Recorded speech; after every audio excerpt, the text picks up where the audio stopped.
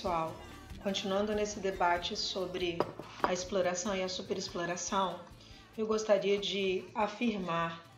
de novo a importância da gente recuperar autores invisibilizados intencionalmente na nossa história.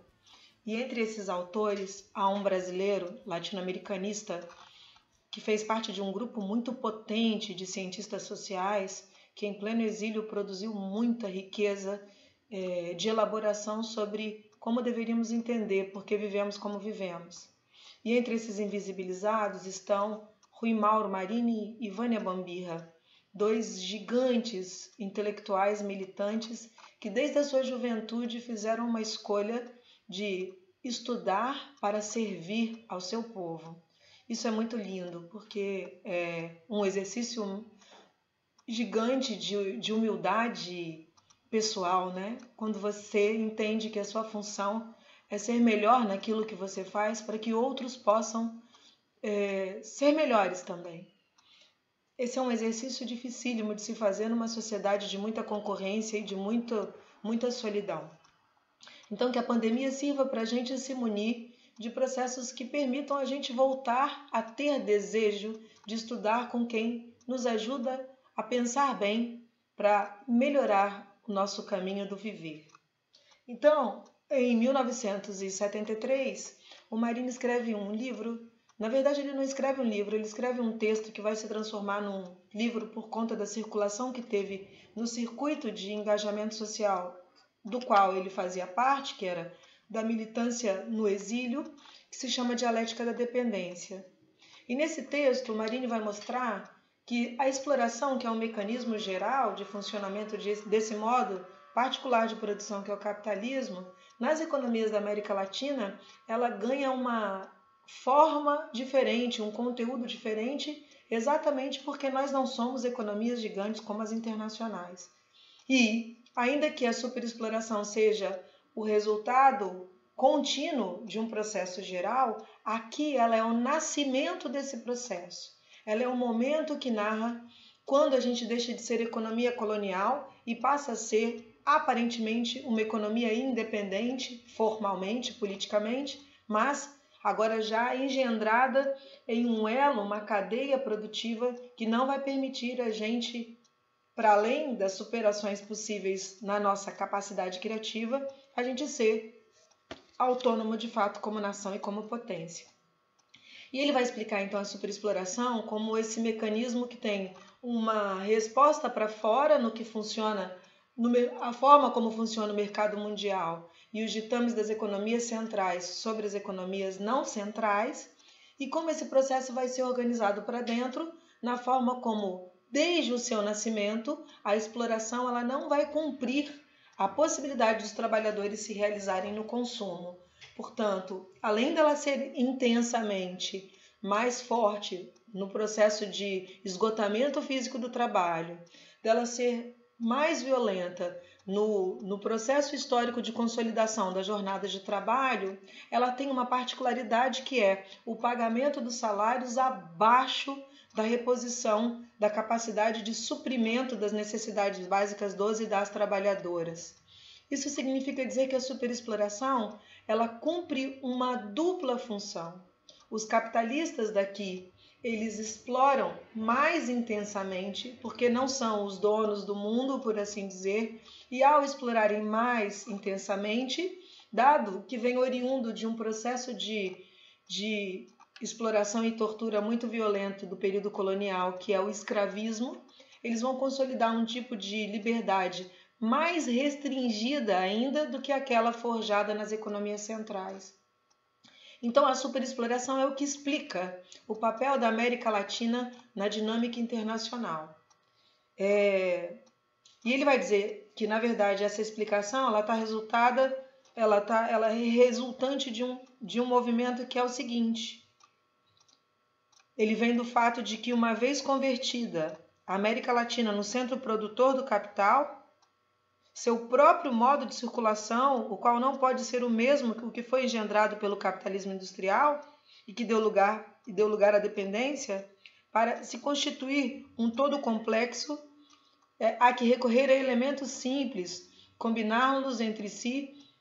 mas não de forma igual. Compreender a especificidade do ciclo do capital na economia dependente latino-americana significa, portanto, iluminar o fundamento mesmo da dependência em relação à economia capitalista mundial. A superexploração é um mecanismo que narra por que nós temos essa fila, esse exército de condenados da terra, para reivindicar o Frantz Fanon, né? Sobre por que numa sociedade que supostamente é a mais desenvolvida, é a tecnologicamente mais avançada, nós temos esse exército de excluídos, né, que não tem sequer o direito a concorrer a uma vaga no mercado de trabalho.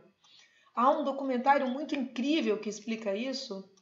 que se chama Gig, a uberização do trabalho, que vai mostrar a perversidade de uma sociedade em que, forjada no sem direito, coloca milhões de trabalhadores num processo de empregos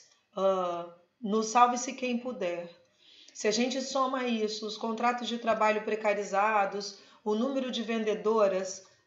mulheres da Natura, da Jequiti, da Avon, que não tem nenhum regime de trabalho regulador, né?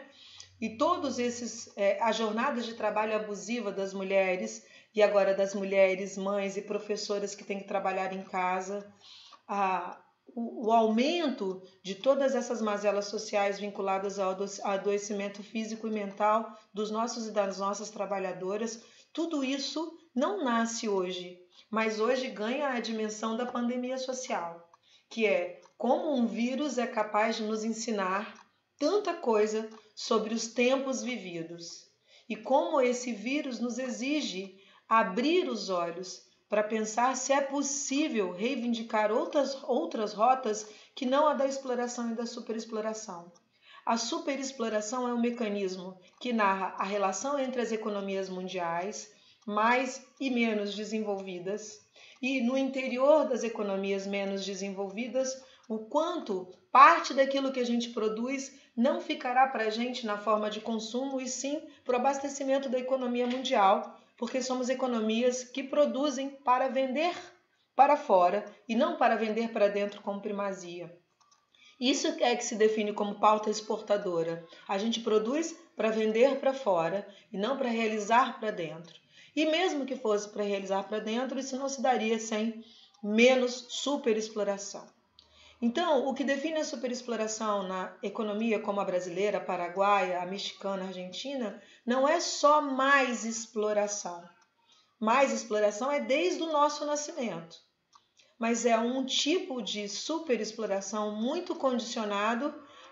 aos processos mundiais, às crises mundiais e ao acirramento entre os donos do mundo de como eles fazem para manejar que os seus lucros não caiam. O exemplo mais notório disso é como, no momento de crise absurda, as propagandas dos bancos dizem tudo, né? Quando os bancos vão lá e mostram que as bancas devem mudar e ser empreendedoras, ou quando os representantes políticos vão para a televisão dizer que crise é oportunidade, a pergunta que fica para a gente que estuda a exploração e a superexploração é possível outro universo de produção, para além das economias criativas, que têm a sua função numa sociedade excludente, mas não respondem à ruptura de uma lógica perversa que já leva mais de 300 anos no Brasil e no mundo? Como superar isso sem uma formação bem feita, sem uma unidade, sem um processo de cooperação de fato, em que o conhecimento científico nos brinde um outro movimento que anule essa capacidade de entender o trabalho só como peso, tortura, e sim como realização essencial, criativa da gente como ser social.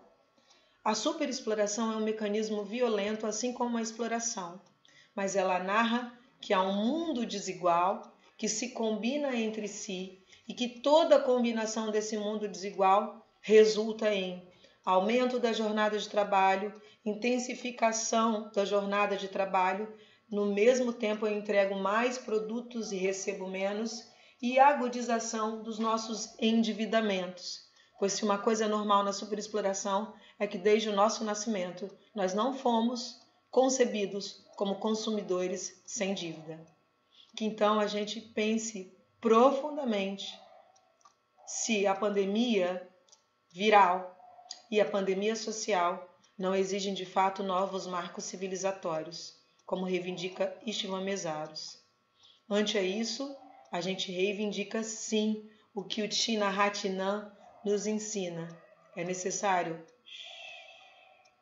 silenciar para que a gente acalme os gritos internos, para que depois, nos gritos externos, a gente de fato construa outro marco societário para aqueles que virão, para a gente que não morrerá agora e, infelizmente, em tributo a todos e todas que não conseguirão passar por essa tristeza social chamada pandemia viral, resultante de um processo histórico que diz e daí para a vida de muitos, dado que o seu e daí define com quem está e contra quem está.